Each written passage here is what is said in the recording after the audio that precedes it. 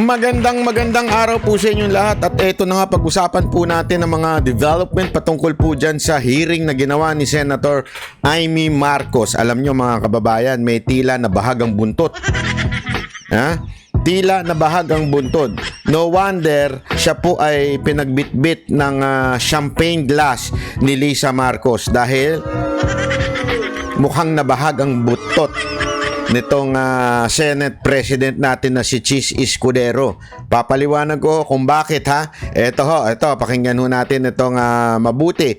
Kayo na ho mismong humusga. Siya po ba ay umiiwas pusoy? Nabahag ang buntot? O talagang kailangan lang ng dala ng pangangailangan, ika nga. Kayo na ho bahalang maghusga. Ipapaliwanag ko sa inyo. Ito. Ayan. Ito yung kanyang bagong pinalabas na press con. Ito, kahapon po ito. O, play. Kasi yung hearing ni Senator Amy, kaugnay ng di umano, dahil wala pa naman sa akin tanggapan yung request sa pag-i-issue ng subpoena. At sabi ni Amy, nandun na daw nung umaga. Ngayon, wala pa. Ang gulo-gulo nyo talaga? Ang gulo-gulo nyo. Hindi, baka ito yung pangalawa. Ito yung siguro yung pangalawang sinasabi ni Amy. Pero yung una, tingnan natin. na ito daw ay may kinalaman sa kalayaan ng Senado. Nais kong sabihin, ang pagiging malaya ng Senado ay hindi pinapatunayan sa kada isang insidente kaugnay ng kagustuhan ng isang miyembro. Sabit yan. Sabit yan, sir. Ipapaliwanag ko sa iyo, ha? Ipaliwanag ko lang sa iyo.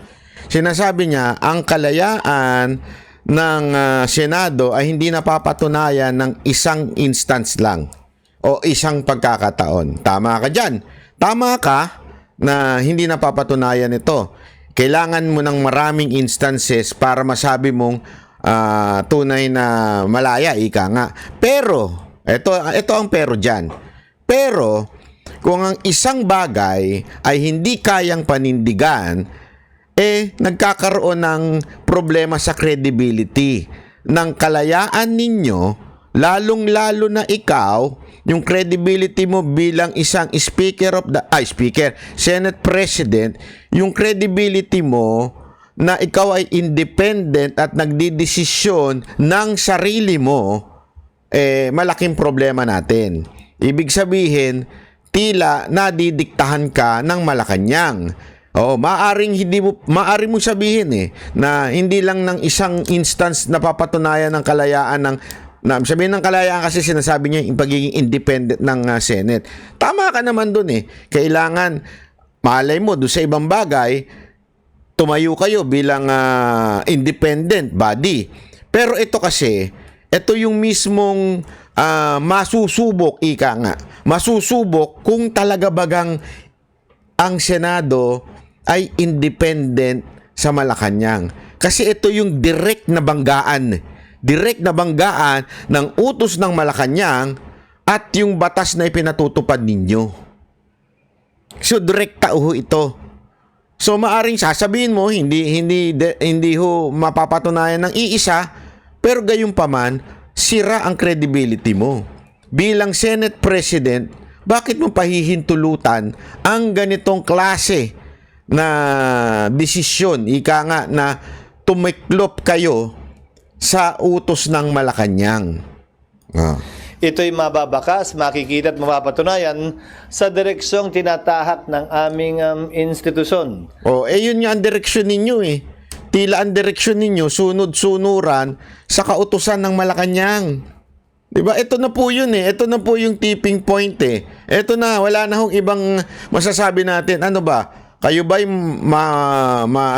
malaya, independent o hindi? Kasi magkaiba ng utos Di ba? Magkaiba kayo ng tinatahak. May sarili kayong rules, may sarili kayong batas. Pero binabangga ng Malacanang. Ang tanong, titiklop ba kayo o hindi?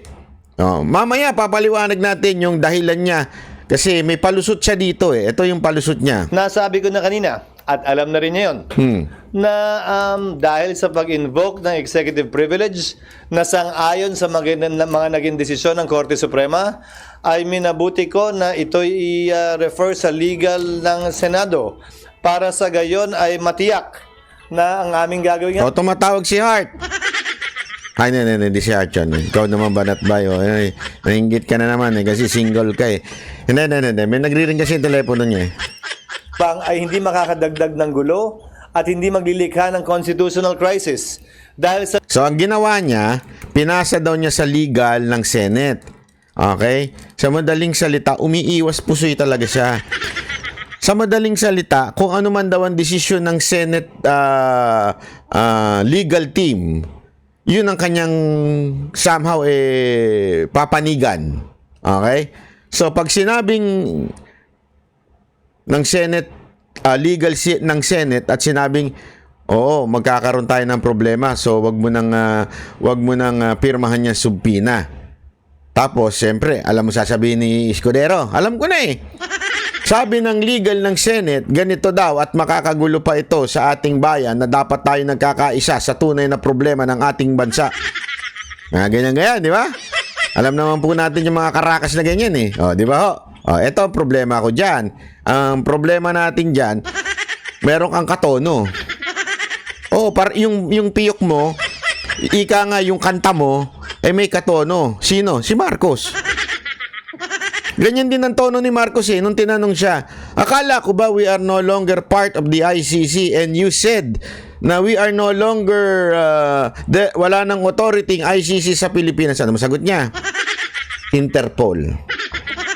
Hindi kami sumusunod sa ICC because we are no longer part of the ICC, but as a country who cooperates with Interpol, so Interpol ang may kasalanan. Interpol ang sinusunod namin. So, ginawa niyang scapegoat yung Interpol.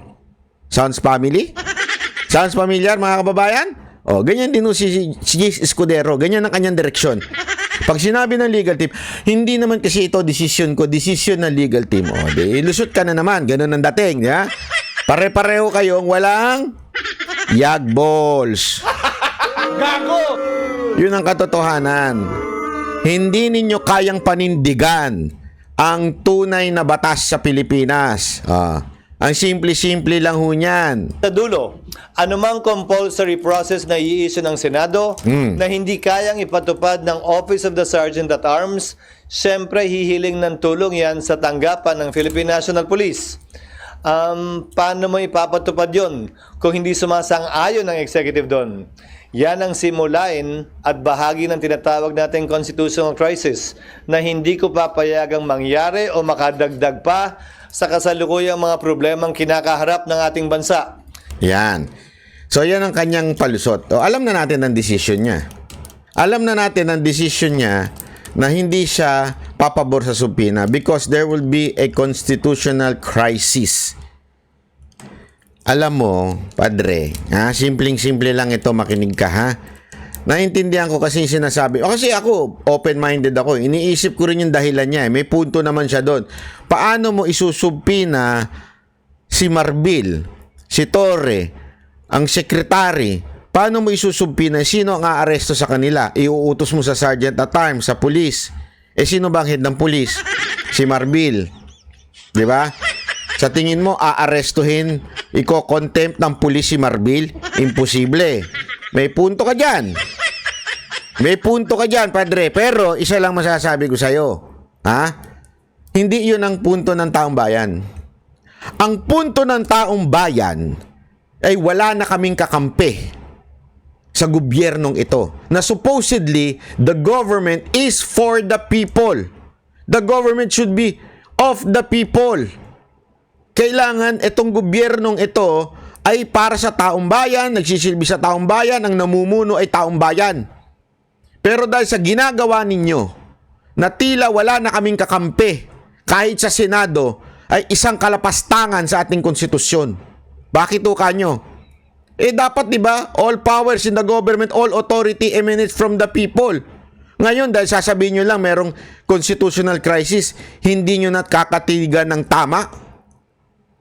Naintindihan natin mga kababayan, simpleng-simple lang ito.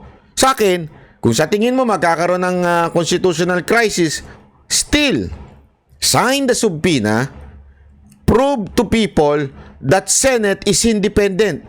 Kung hindi aresto yun ng PNP, it's okay. At least you prove to the people that you are independent and that you are in the side of the people. Whether maaresto, hindi maaresto, abay problema na ho nila yan. Problema na ng pulis kung hindi sila arestohin.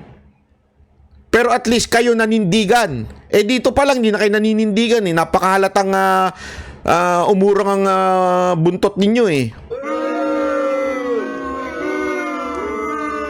Paano na ang taong bayan ito? Saan natatakbo?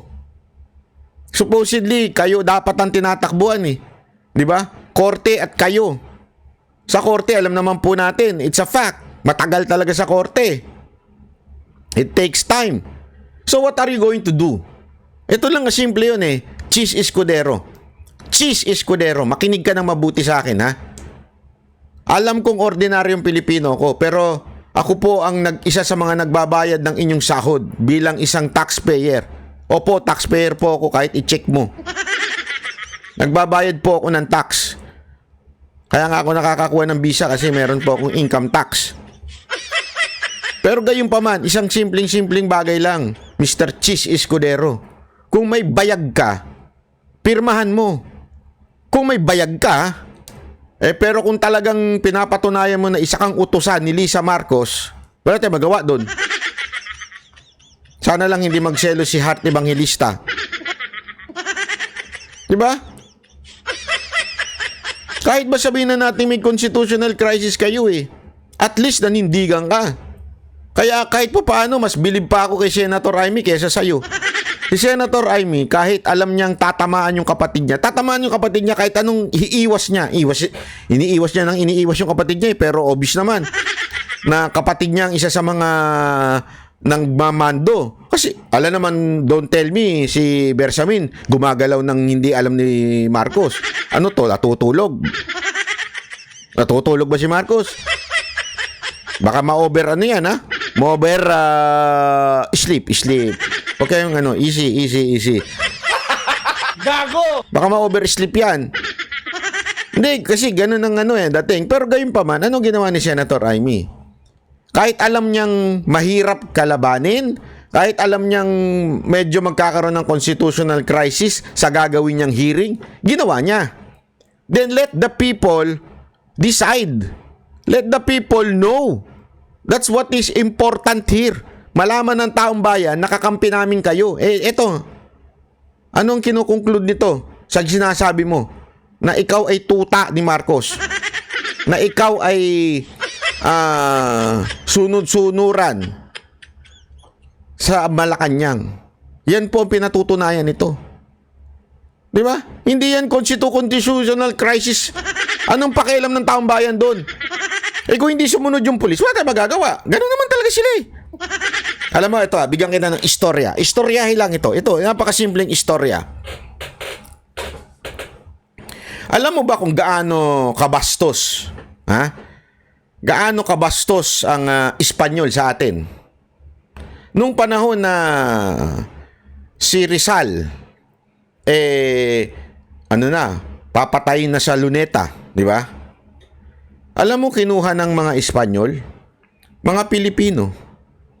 Ang nagsuplong din mga Pilipino. Ang mismong babaril kay Rizal, mga Pilipino.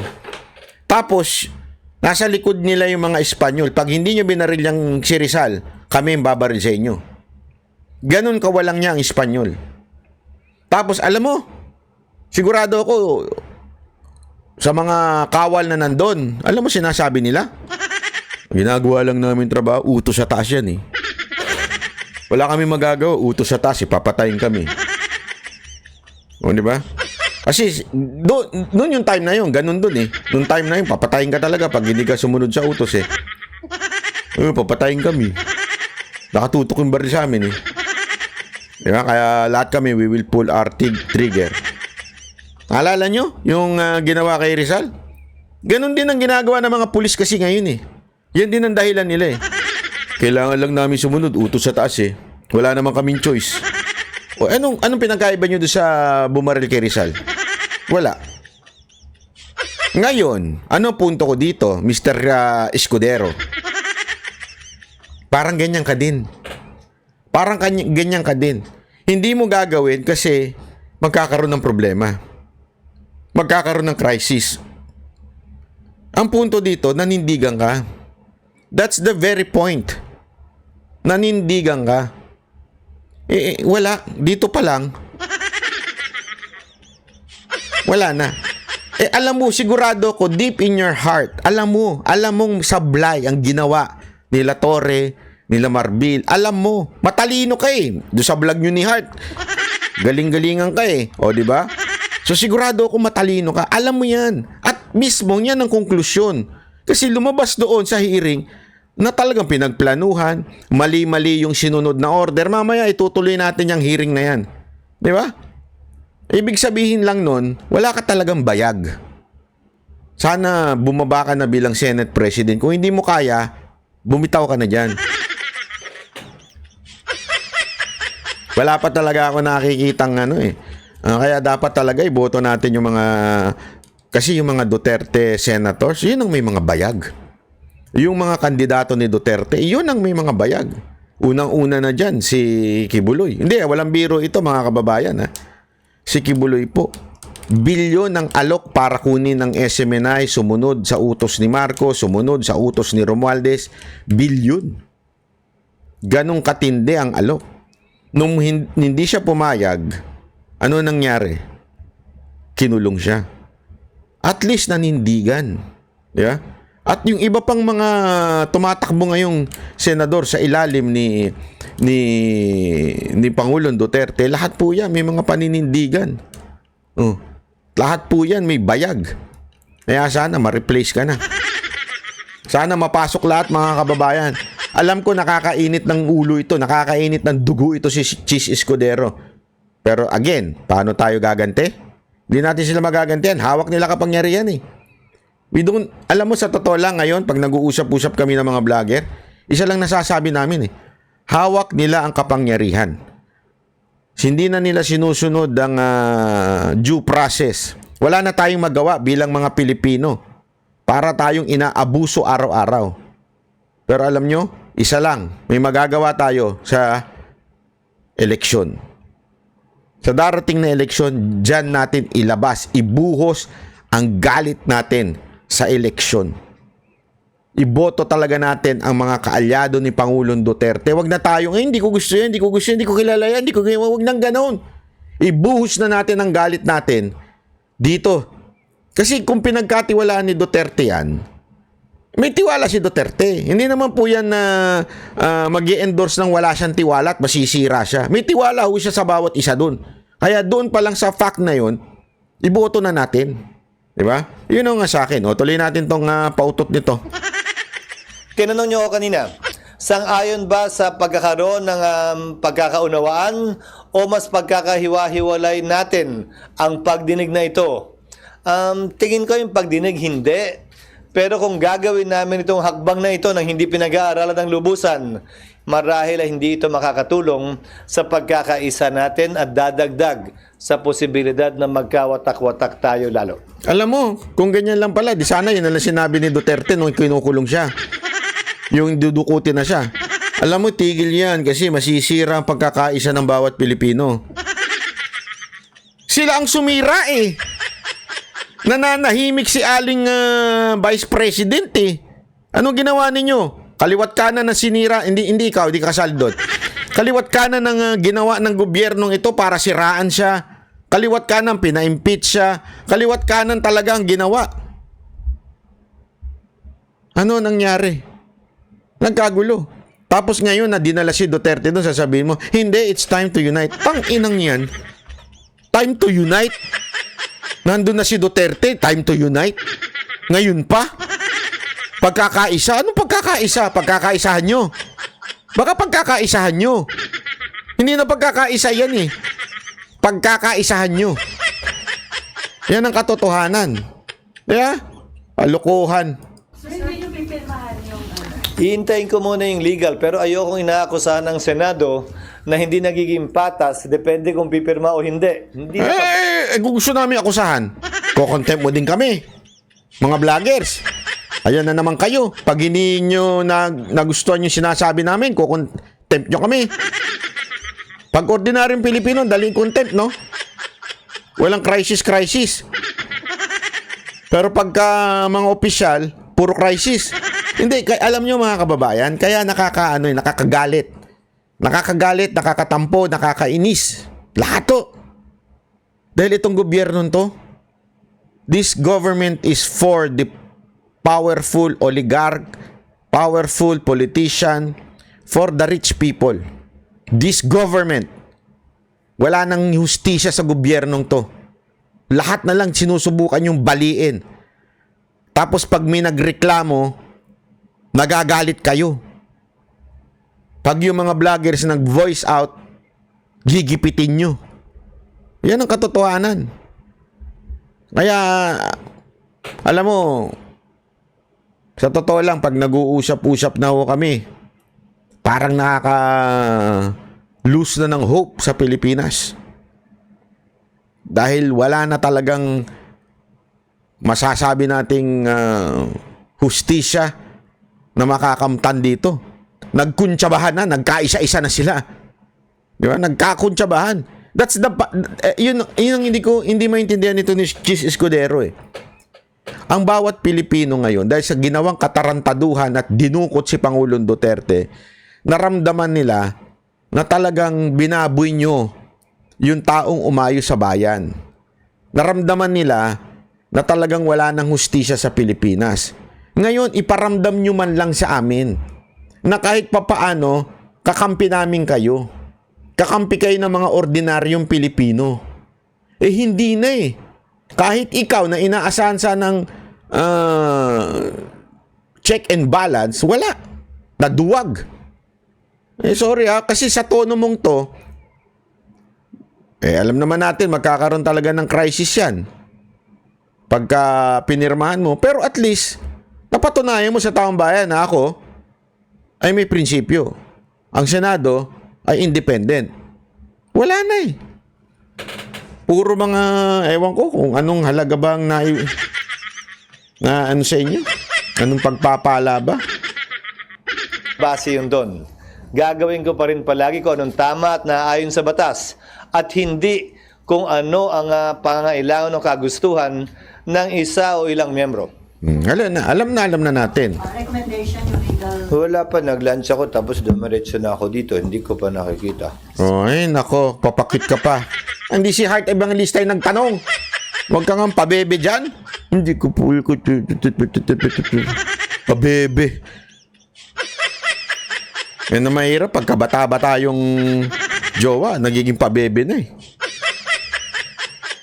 So kung sakali mag-request Senator Amy para doon sa panibago na sabina, hindi niyo yun a-actionan hanggat walang Hanggang wala recommendation. pang rekomendasyon yung legal dahil nasa parehong sitwasyon yan. So hindi na ba maiwasan na madala pa ito sa Korte Suprema, sir? Pag-uusapan din. Ulitin ko.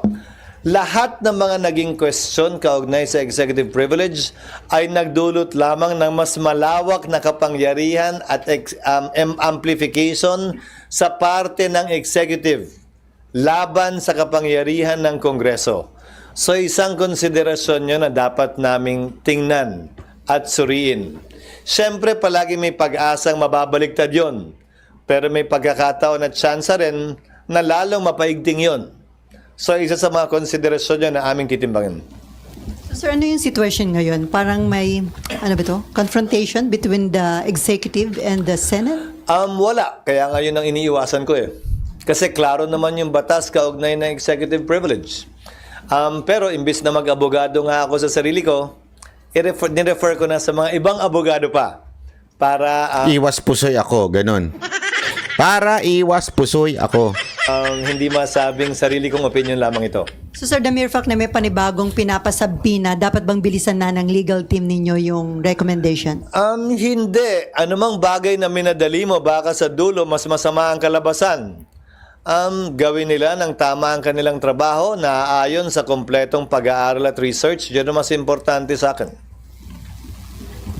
Sabi kanina, sir, ni Senator Ronald Bato de la Rosa, hindi pagrespeto doon sa doktrina ng checks and balance, yung hindi pagrespeto daw ng mga taga-executives doon sa... Yan ang eksaktong sinabi namin sa kaso ni Ermita at sa kaso ni Neri. Ang kinatigan ng Korte Suprema ay ang executive branch. Okay lang yun. Yan kasi yung dahilan mo eh. Ayaw mong... Hindi kung kailangan dalhin sa Supreme Court yung issue na yan. Well then, we would respect the decision of the Supreme Court. Pero diyan pa lang, pinapatay mo na, eh wala kang kwenta talaga. Gago! Naintindihan niyo ibig ko sabihin?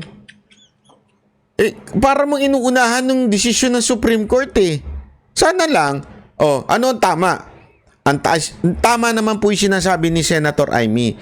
Hindi pa pwedeng yung executive privilege na yan pangkalahatan.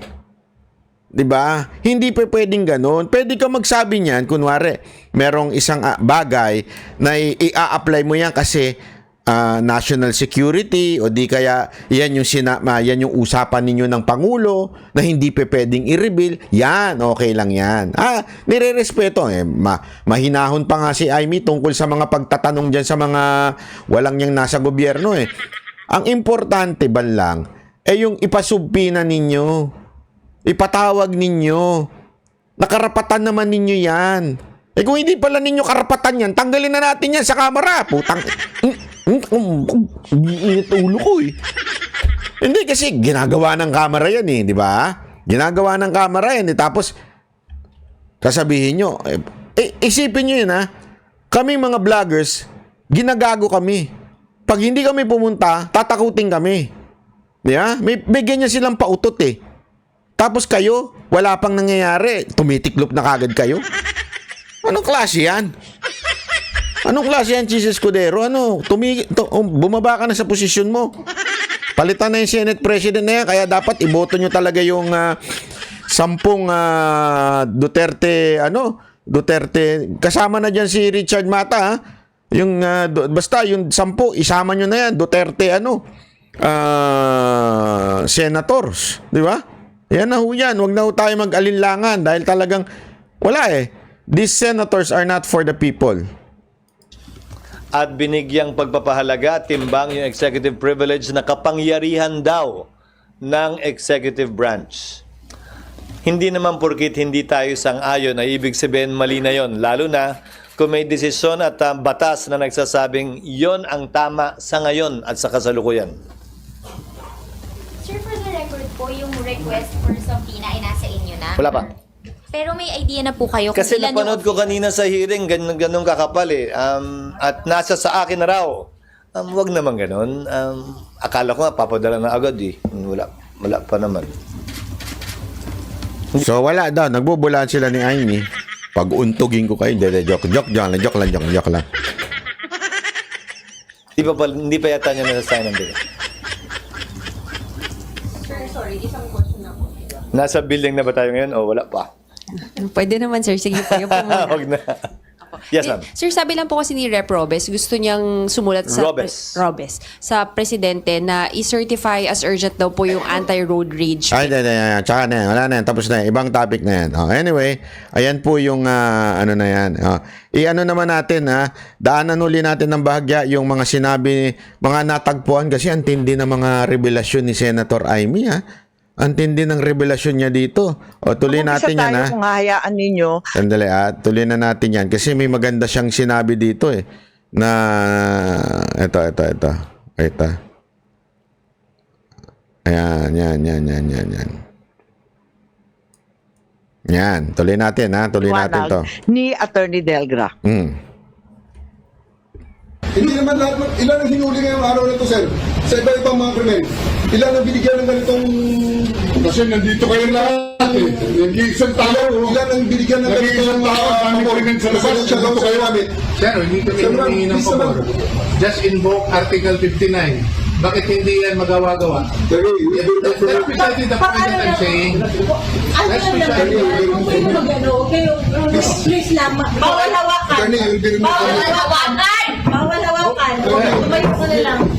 Bawal the right to hawakan. counsel is something that has to Ayun, maliwanag na ang ini-invoke, ang sinasabi ni Attorney Delgra was Article 59. Why is it na sinasabi paulit-ulit ng DOJ na Rome Statute, ang ICC, Article 59, does not apply? Gusto ko lang ipakita yung Ayan yung paulit-ulit, diba nila sinasabi yung Article 59? What does the Article 59? Ano po bang nasa loob niyan? Ang nasa loob niyan, pag hinuli mo isang tao bago mo dalhin sa ibang bansa, Article 59 ng Rome Statute, sisimplihan na lang natin. Pag hinuli mo ang tao, kailangan iharap mo sa korte sa Pilipinas o kung saan mo hinuli. Iharap mo muna, pag pumayag ang korte, tsaka mo lang dalhin doon sa ibang bansa. Yun po yung Article 59. Okay? Pero ito, ano sabi ni Senator Amy? certification ng DOJ. Kaya nalilito tayo pa iba-iba. Bakit? Andyan yung certification ng DOJ. Na? Eto pa, hindi natin maintindihan yung date. Kung makita ni Senator Bato, ang date po niya, yung aresto March 11, na-certify lang yung warrant ng DOJ sa sumunod na araw. Wala na rito sa Pilipinas si dating Pangulo. Isa pa yan, no? Mantakin mo. Napakatarantado talaga ng gobyerno to.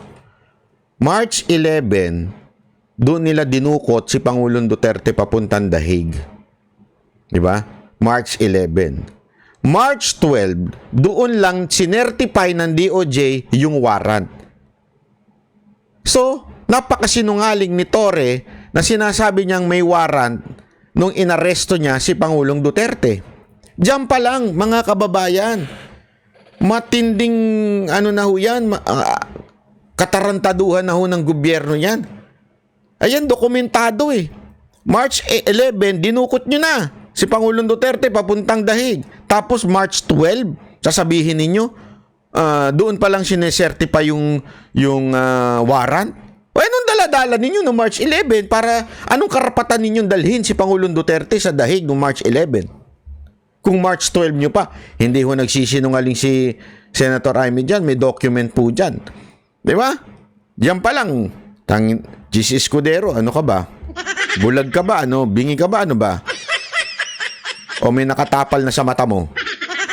So, ang certification sumunod sa aresto March 12. Ang aresto March 11, maalala ninyo.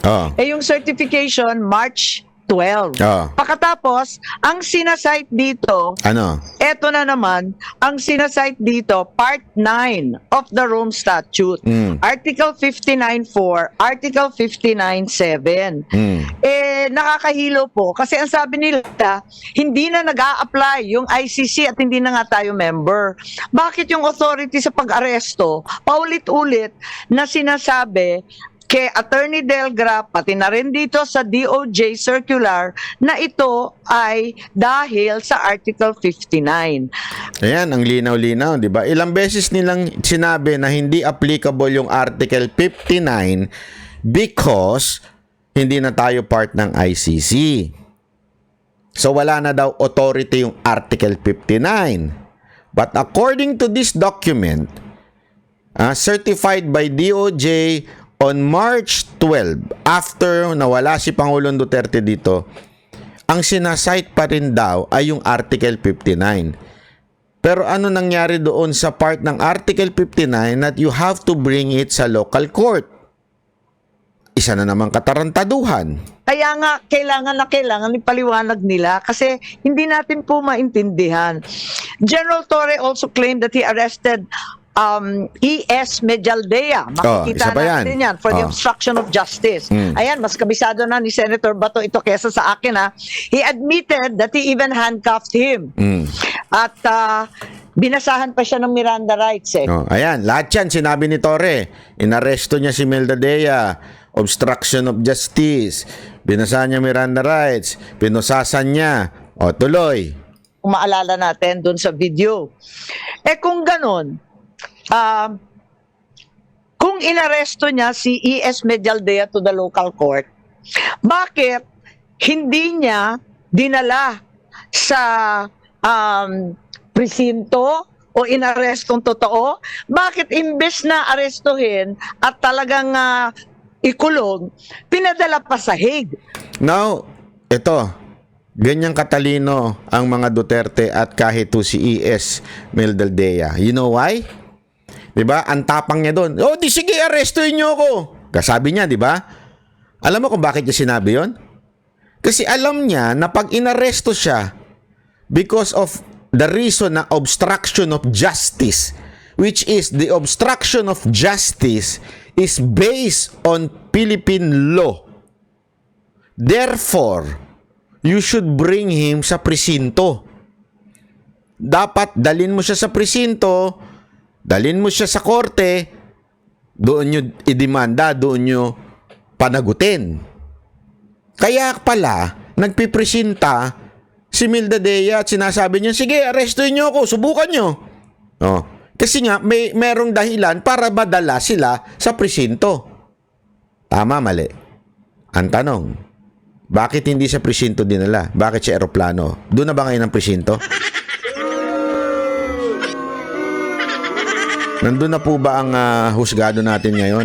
Yung piloto po ba siya po yung judge? Gago!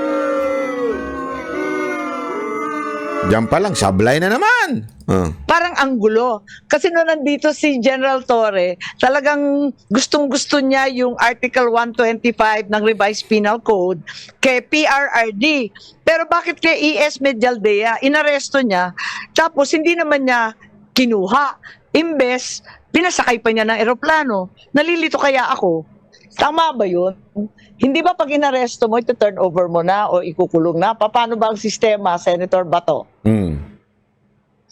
Dapat talaga, inaresto mo na hinangkap mo na. So, ano pang next move doon?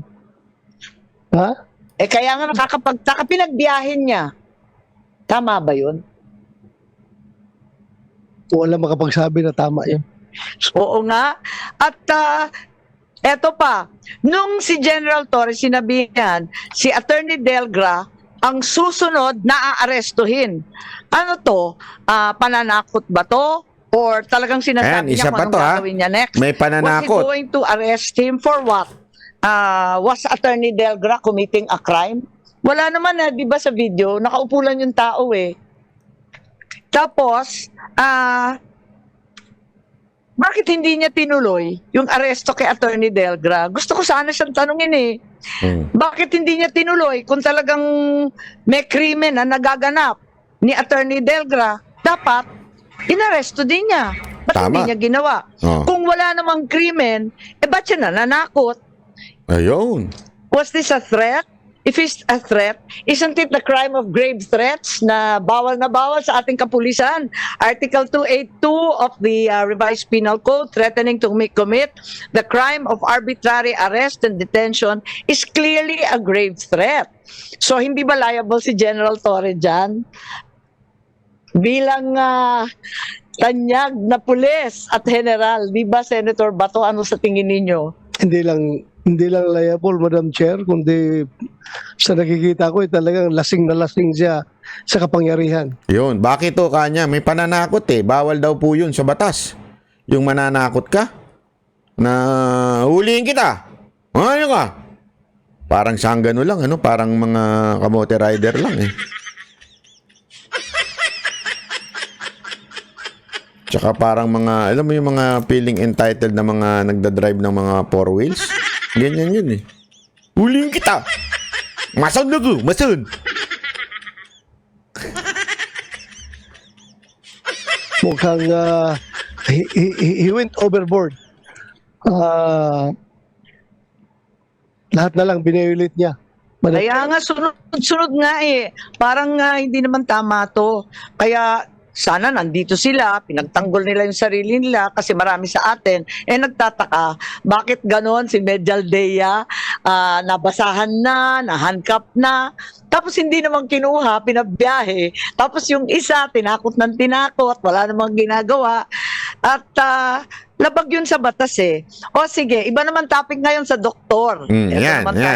Doktor naman. Dahil mapunta tayo sa ibang usapin, marami tayong naririnig at alam natin na may mga doktor na tumingin kay Presidente Duterte. Tingnan natin. Ang balita, ang sabi, si Presidente Duterte tumaas ang blood sugar. Meron tayong Delicate yan. nakikita dyan at ang balita, ayun, ayan, tumaas daw ng lampas ng 300 kahit may insulin shots na siya. Hindi bumababa ang kanyang sugar for diabetes management. Meron siyang insulin pero nandun pa rin sa 328 ang kanyang blood sugar. He was advised because of his acute diabetic complications na magpahinga muna.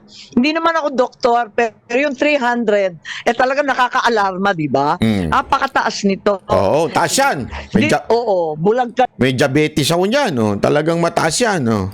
na talaga at tulog ka na ng tulog. Nakita nga natin na nakatulog siya, di ba, doon sa isang maliit Ganyan po ako. Pagka mataas ang sugar ko, inaantok po ako. Oh, naku. Banatbay. na upuan. Bakit pinagpilitan pa rin ng mga otoridad na dalhin si PRRD? Tapos may stopover pa sa Dubai na napakahaba kahit ganito yung kondisyon niya. Sino yung doktor na pumirma ng travel certification? May balita kasi na ayaw ni Colonel Dr. Donald Palma, yung cardiologist talaga? ng AFP. Ang sabi daw, lahat ito daw kasi maraming nakarinig na wag daw ipagbiyahe kasi may sakit. Mahina yung kondisyon. Pero pinagpilitan. Sino si Dr. Jonathan B. Rico? Nako. Was he the commanding officer of the Air Force General Hospital? Bakit pinagpilitan? Naku, dapat ipatawag din po yan. Di ba? Yan, doktor na yan. Totoo bang sinabi niya na huwag pabiyahihin dahil mataas? Hindi ko kasi biro yan. Pwedeng yan. Ang alam ko syempre may diabetes din po ako. Pagka ganyang kataas ang mo, pwede kang magkaroon ng organ failure dyan. Pagka nagkaganyan. Basta hindi ho masama na ho yan pagka ganyang kataas po yung iyong sugar level. Na magbiyahe kahit ganun kataas. Hindi ba may Hippocratic Oath ang doktor na nagsasaad na kapag may sakit, obligasyon mong alagaan? Bakit ba nagmamadali? Hindi ba pwede magintay ng ilang oras para bumaba yung sugar, mabigyan ng gamot? Anong mangyayari kung pinahinga muna ng ilang oras o ilang araw para bumaba yung sugar? Nakakapagtaka. Isa pa, hindi naman niya doktor to Bakit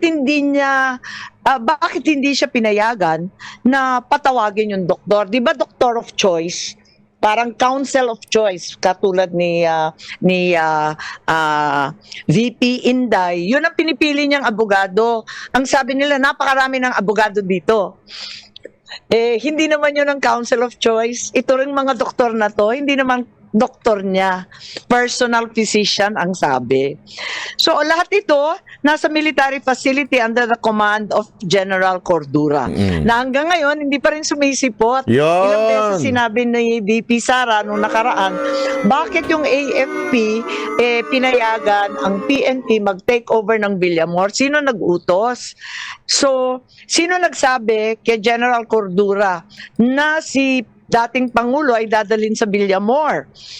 Normal ba yan? Ordinary procedure ba yan ng PNP? Dadalhin bigla sa Villamor ang mga arestado? Hindi naman yata.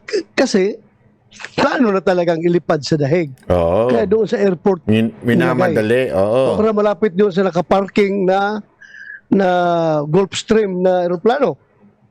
Ganun ba yun? Para ready na to ship out of the Philippines. Bakit hindi dinala na lang sa PNP facility? Palibhasa PNP naman ang nag-aresto, di ba? Si General Torre, bitbitin niya sa Krame o sa ibang Kaya nga, facility.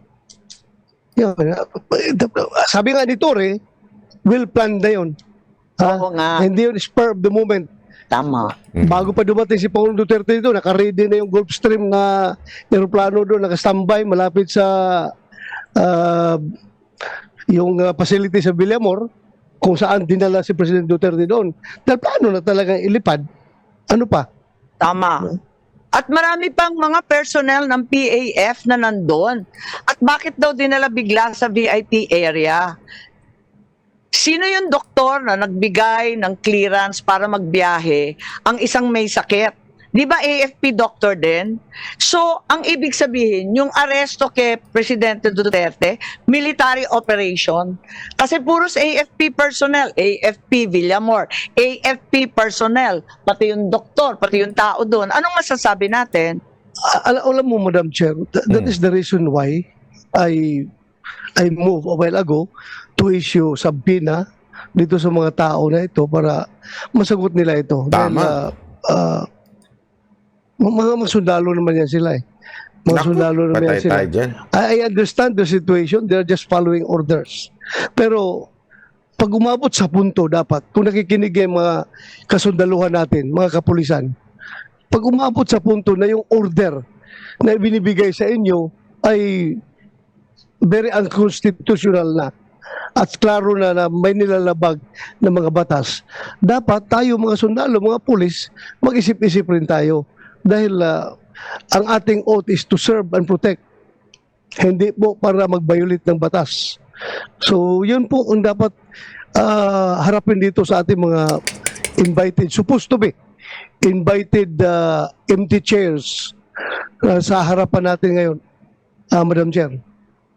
Maraming salamat at sang-ayon po ako.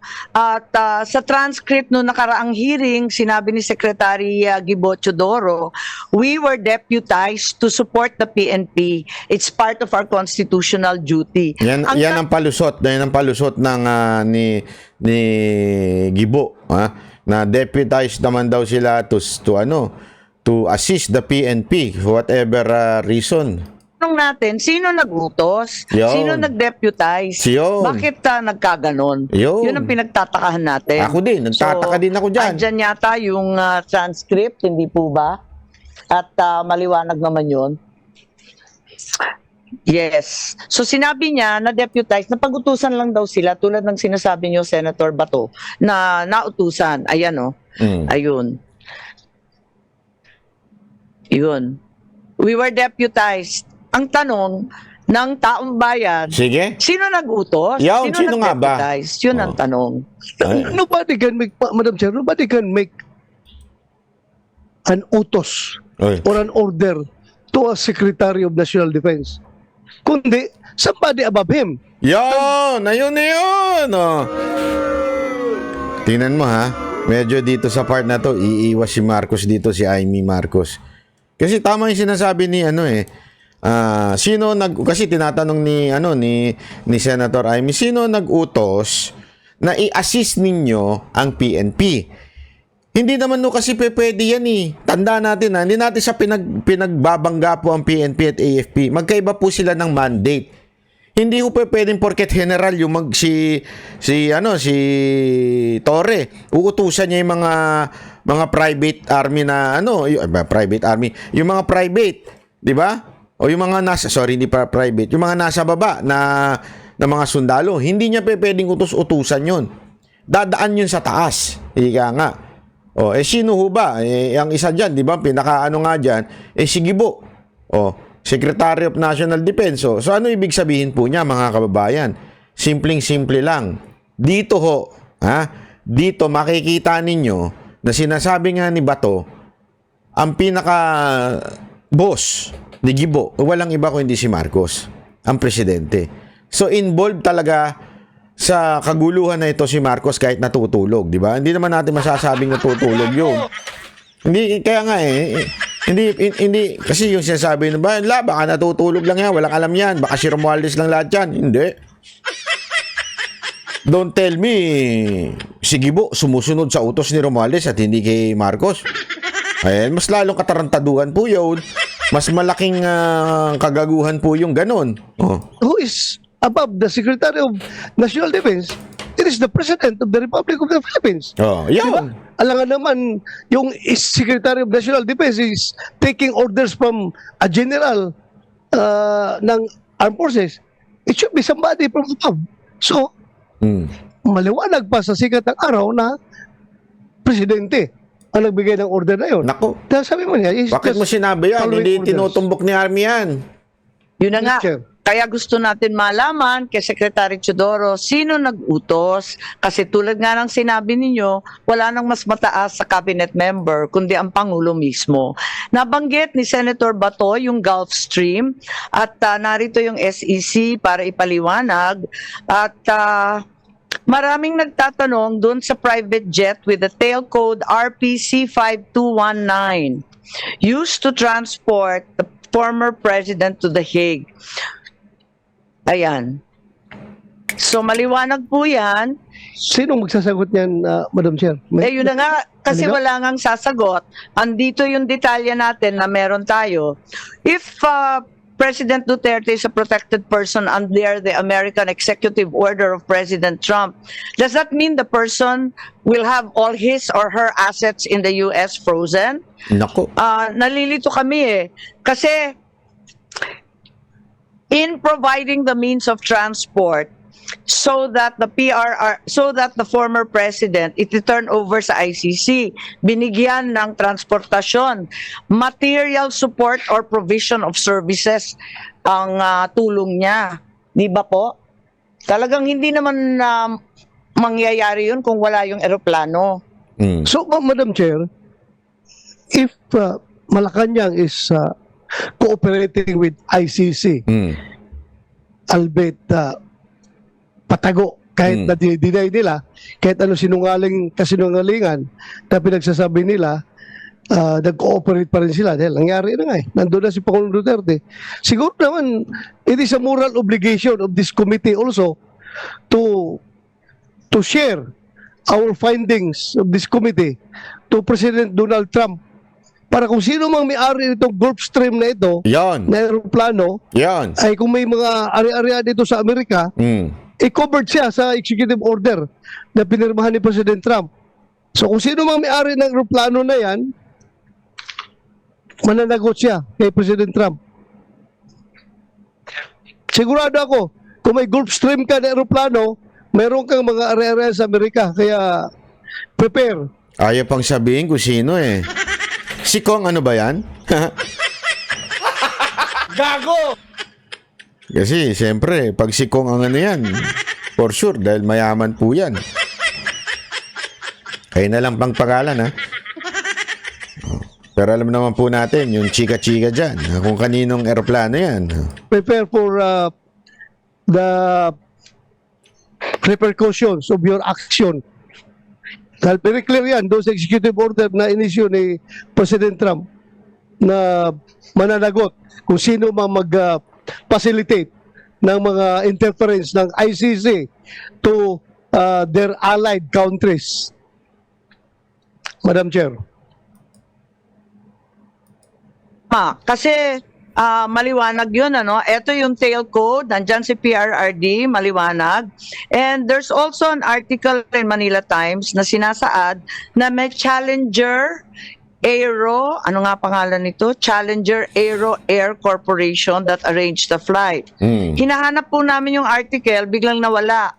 Pero andito yata, ayan, yan ang nakita natin Sino may-ari ng Challenger Aero Air Corporation? Sino mga shareholder? Nandito po yung SEC, kilalanin natin si Attorney Bernal, Attorney Santiago. Kilala po ninyo itong Challenger Air Corp. Sila daw ang nag-ayos nung biyahe. Good morning, Madam Chair. As regards Challenger Air Corporation, this was not among the corporations that were requested by the committee. So we may have to ask for some time for us to provide these documents, Madam Chair. Tutuloy natin yan sa mga susunod nating video. Pero ang importante dating maunawaan dito, talagang merong dahilan para isubpina ho yung mga tao na ito, para magpaliwanag ho sa atin, sa taong bayan, ipaliwanag nila. Yun nga lang, napakamalas natin, mga kababayan. Bakit? Mukhang tumiklop ang ating Senate President, di ba? Mukhang ang ating Senate President ay talagang Katulad din ng presidente, mahinang nila lang. Di ba? So, sila po ay nagkakaisa-isa na. Kasi ang gusto niya magkaisa-isa. Nagkaisa-isa na po silang lahat. Na itago na lang po kung ano yung nangyari sa ating Pangulong Duterte. Nakakalungkot pero this is a very, very frustrating government. Mga kababayan, nasa kamay nyo na po sa darating na eleksyon kung sino ang dapat ninyong iboto para tayong makagante bilang Pilipino. Maraming salamat po. Ako po si Banat Bay. Yan ang Banateros, boses ng ordinaryong Pilipino. Banateros ay walang makakaawan.